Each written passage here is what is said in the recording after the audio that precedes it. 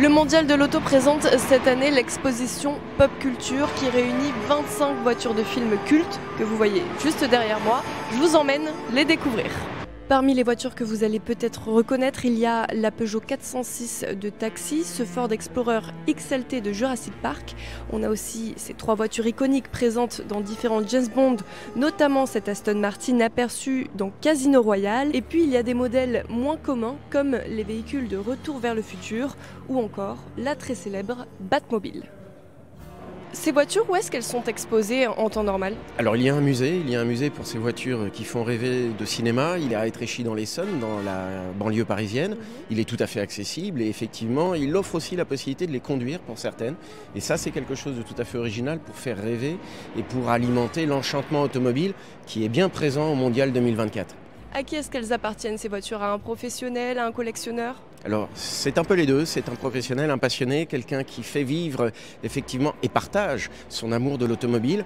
Et Franck Galliègue est parmi beaucoup de collectionneurs fixés sur les voitures de cinéma. Et donc la cinquantaine de véhicules qu'il possède, il en partage ici la passion en les exposant. Vous disiez que certaines roulent encore sur route, d'autres non. Est-ce qu'on peut les avoir sur circuit, ces voitures? Comment est-ce que ça se passe? Alors évidemment, il y a des voitures qui seront difficiles de croiser dans les routes habituelles. Je pense à la Batmobile ou à d'autres et qui n'ont pas d'immatriculation. Mais pour d'autres, effectivement, il y a la possibilité de les louer et c'est participer au rêve cinématographique.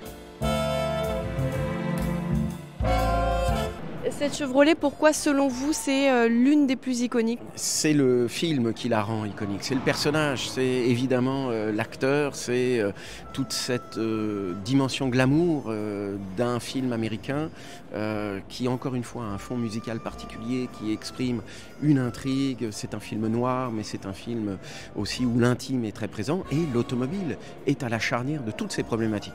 Et ce qu'une exposition sur le cinéma, et c'est pour ça que c'est important, représente au Mondial de l'Auto, c'est cette dimension d'enchantement, que le rêve automobile existe toujours, que le cinéma en est porteur et qu'il n'est absolument pas derrière nous.